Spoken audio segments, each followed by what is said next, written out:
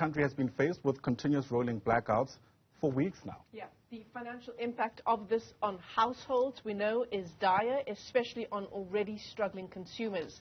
Let's take you to our reporter, Tshegohaco Moagi, who is this morning in Ekurhuleni speaking to people about the impact of load shedding. And Tshegohaco, I imagine the stories you're hearing are widespread already.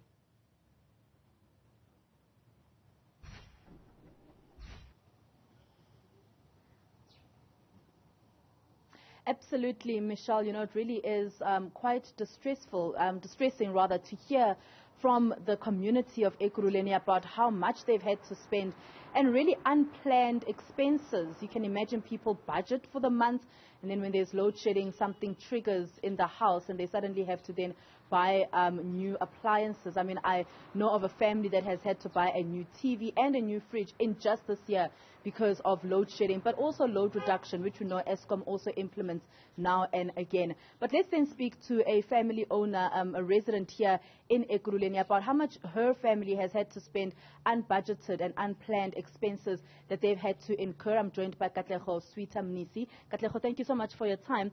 So as a homeowner, just talk us through the impact, the financial impact that load shedding has had on you and your family. The impact is quite bad.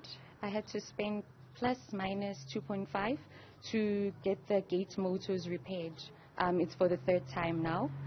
So I have these battery for the motor.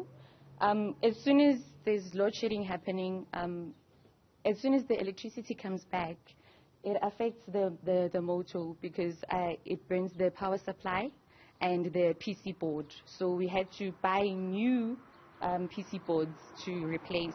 And it gives me a problem because when I come back from work, let's just say I knocked off at 6 in the morning. I can't open the gate. I have to stay outside, and then I have to call someone to come and fix the motor. And before we can gain access into the yard, we have to go over the fence, and it's quite high. So it gives me a serious problem, yes. And that's also a safety concern, isn't it? It is, because when coming back from work, I have a pistol on me, and I can't stay outside for a long time. I might be hijacked, something might go wrong, and then my work pistol might be taken. It's not good, it's not good. Let's talk about the work effect as well that load shedding has had. You've told us that you're a police officer. Just talk us through some of the challenges that you face then in your day-to-day life as a police officer. Hey, it's quite bad because I'm a detective, so I have to attend case dockets.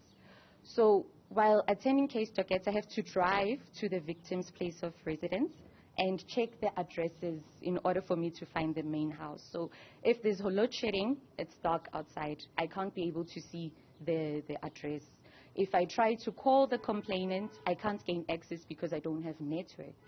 And then even when we do our own duties, it's very hard because if there's load shedding, we can't operate the radio, the vehicle's radio, to call for backup or something like that. And at the stations at times, the generators don't pick up, and then we have to be in the dark for like 3 to 4 hours. And that makes it easier for perpetrators to see that, oh, they don't have electricity there, we can just somewhere go there and ambush them. That's the kind of crisis we go through on a daily basis. And has crime increased since load shedding? It has. It's very high. It's very high. The rape, hijackings, house robberies, yeah, they're very high these days, and yeah, it's very bad. I mean, you speak to us about the motor gate and how much you've had to now spend. How often has this happened for you to have to be spending so much or having to replace the motors? It's for the third time now. Yeah, it's for the third. And in a week? In a very short period of time. Yeah, it's the third time now. So, I mean, you don't have a generator, I'm guessing, at home. That, of course, would be an expense on its own. But what would you suggest happens when it comes to the issues of load shedding? I mean, it's a financial burden on families. I haven't thought about it that far, but I don't know. I just think maybe they should find ways to assist us, maybe give us the solar panels. Each house should have a solar panel in order to boost electric stuff. if there's no electricity. I think that would be better. And I've heard they are very expensive, and I don't know how they're going to go about that, but at least solar panels will assist us as we go through the load shedding phase.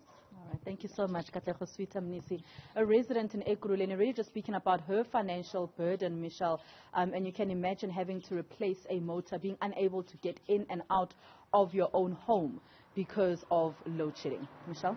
Yeah, absolutely. A lot of unforeseen cost and risk as a result of load shedding. Tshegohaco Moagi, thanks very much indeed.